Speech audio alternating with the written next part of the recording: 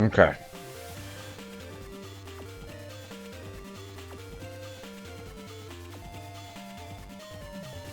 Not from my official tissue, missile, tissue theaters. Alright. First of all, I want to remove did not play. So I didn't play the family game. I didn't play network transmission, the GameCube game. I don't know this one. I don't know. I don't think I played it though. That one, whichever one. That's the remake of Part 1 with Star Force. So that's the Mega Man Battle Network one that has the extra chips and you get to meet the Star Force. Mega Man, which is the continuation of Battle Network.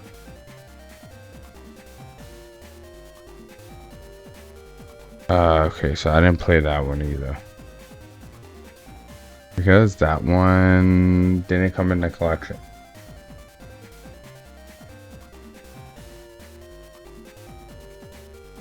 Did you ever play the Star Force games? The continuation to the Battle Network series? My man said that emphatically. Nah, I didn't play them because I didn't like the way the battle system.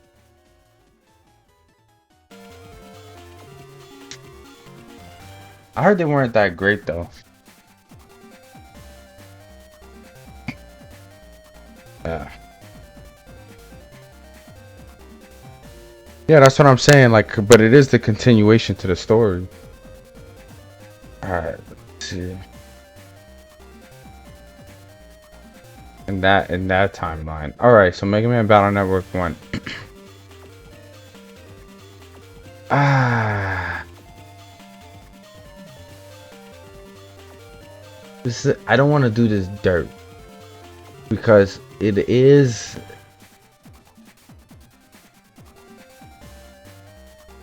It's not horrible because it's the first game, so I don't know if it's fair to call it horrible. But...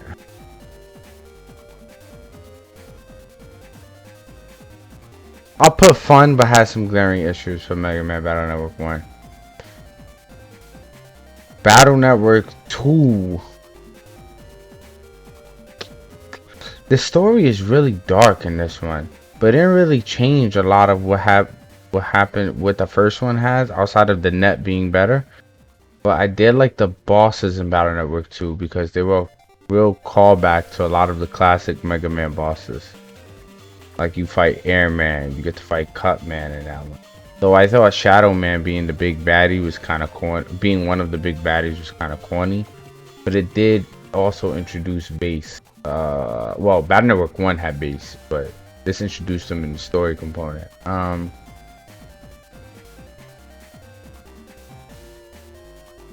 put it in B also. Battle Network 3, that goes in S.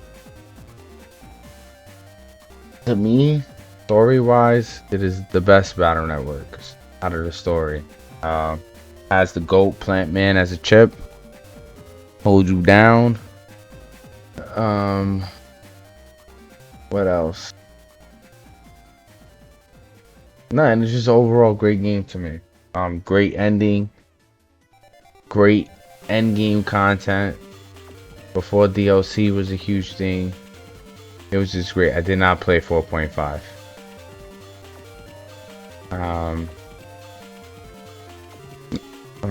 4.5 was an update of the Battleship Challenge. Basically, you got to play. It's like a versus game.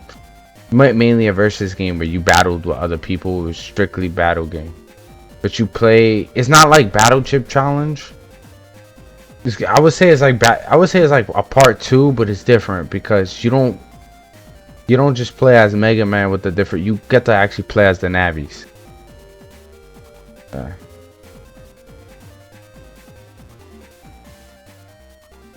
Yes. Alright, so Battle Network 4, I put great with flaws. I did not like the pace of the story in Battle Network 4. I also did not like how certain things dragged on in Battle Network 4 unnecessarily. Also, you having to play through the game 3 times to guarantee everything. I love the new game plus feature, which should have been brought over to almost every game, especially in the collection. But I do not have any desire to deal with replaying a game over and over and over again with same exact story, and some story bits just dragging like unnecessarily. Like it was just, and the end game was kind of brutal in that one too. I mean, Battle Network 2 was a little brutal, but you had some strong chips, but that one was brutal. Which one is this one? Oh, this is the Double Team one, which I didn't play. That's the DS one. Battle Network 5. This is another great with flaws.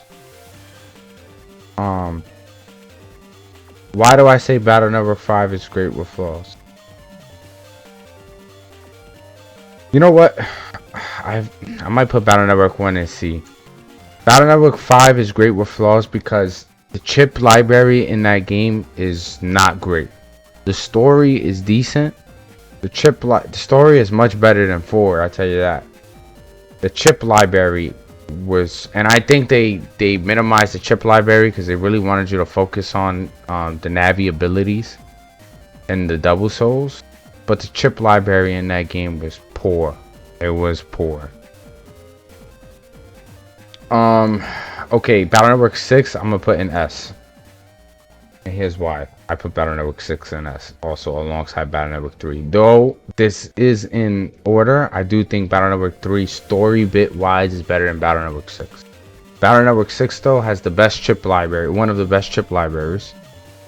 Is an amazing game. The one thing that holds it back though, see, like Battle Network 3, the one thing that holds it back is the PvP in Battle Network 3 because of the stun lock situations, and folder back is a problem in Battle Network 3. In Battle Network 6, it's not the PvP that holds it back.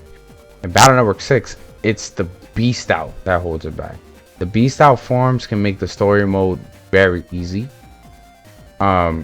It can also, like, there's also certain story bits that if you wanted to get all the souls and stuff that they don't tell you. You kind of got to go looking for it, which is a cool thing and it's a bad thing, because if you're just playing through the story, you're gonna miss out on a lot of pieces for the story.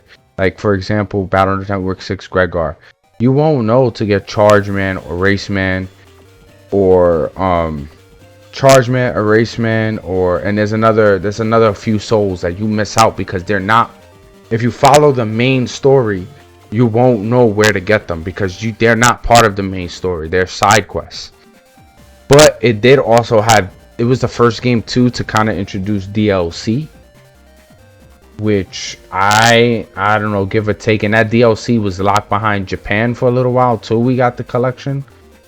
So you could take that with a grain of salt. But yeah, to me, it's the complete opposite of 3 though, where 3's PvE content was great, but the PvP was not because of the effed up situations. In Battle Network 6, the PvP is actually really good. It's actually OD.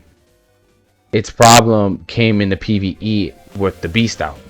The beast out. If you played the game without the beast out, it was actually a good story. But if you have the beast out, why would you not use it? You know, with the beast out, the game becomes super easy, especially if you're playing Falzar, because you basically get all the shoes just with a beast out.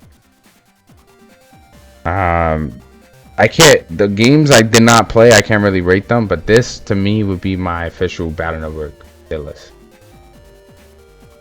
I think.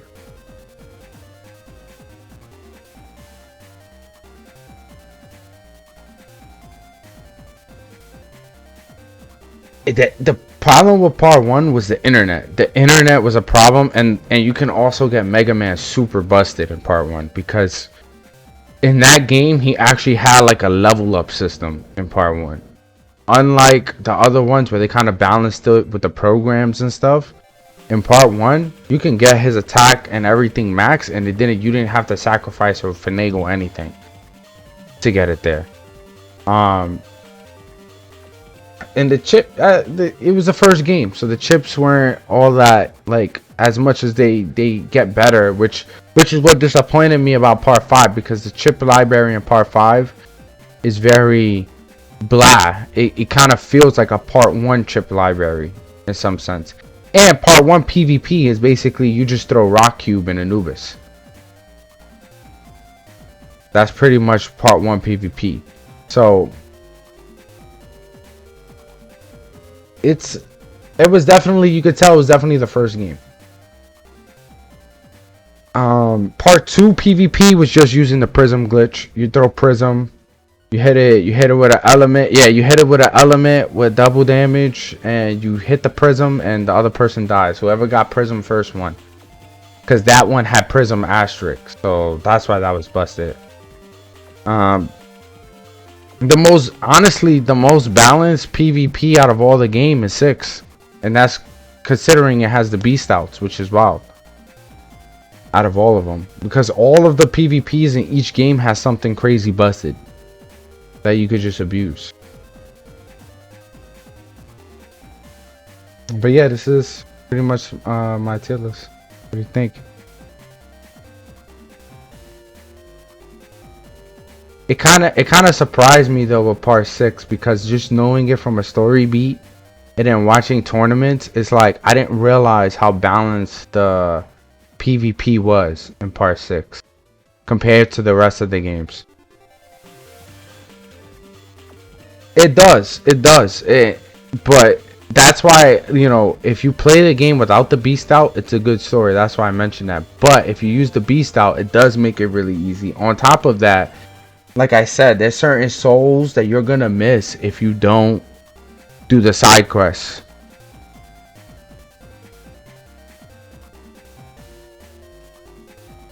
Yeah, you won't know to get them if you don't go off the beaten path and do side quests.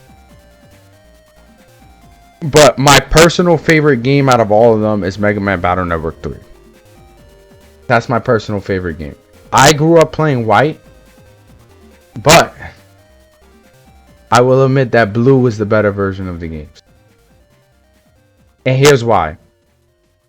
Battle Network 3 was Battle Network 3 White and Black in Japan.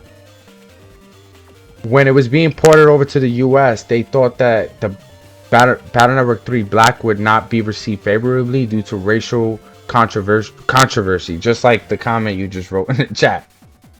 So because of that, they renamed the game Blue, and they patched the game. So they took out a lot of the bugs from the game. They took out a lot of the... Battle Network 3 is actually the harder of the two games. They made certain bosses and enemies actually a little easier in Battle Network 3, and they also gave you the chip folder bag, whereas the Giga Chip folder bag, whereas Battle Network 3 White got Navi Recycle. So they rebalanced the game. They added an extra boss fight with Mr. Famous, who's actually based off the producer of the Battle Network series, and they re-updated a lot of the chips. So if you want to play the full experience of Battle Network 3, you would play Blue. And it most closely follows the story of the anime because it has Bowman, and Bowman was... Missman wasn't really in the anime if I remember correctly. Bowman was though. But yeah. That's my overall tier list. I wanted to start it off. Now that I finished all of the games, I wanted to do that. Yeah, because I didn't play the GameCube game. I do want to play that, but I heard it's not that great. Even though the final boss is cool because you actually fight Battle Network version of Zero in that one. What I like is that they made Zero a virus. Because if those of you don't know, if you played the Mega Man X series, the Sigma virus is actually the Zero virus. Wily, when he created Zero, he implanted him with that virus to turn Reploids into Maverick. When Sigma fought him, the virus transferred from Zero into Sigma, and Sigma became the host body because he fully accepted it, whereas Zero lost his memory. But the only way for Zero to reach max power is through the virus, and that's because it's really the Zero virus. So it was cool that that was kind of like a callback to him, because he is, you know, he technically, you know, the virus comes from him. So it was cool to make him a virus and not necessarily a Navi. That's why if you, in the anime, if you ever watched the last season, which was only shown in Japan, when Proto Man and Mega Man were getting beat up by Zero, and Zero got called in by the guy who's his father created him, the big bad guy of the season. When he refers to him as a virus, they're like, "What the hell? We thought we were fighting a Navi. This thing is a virus." So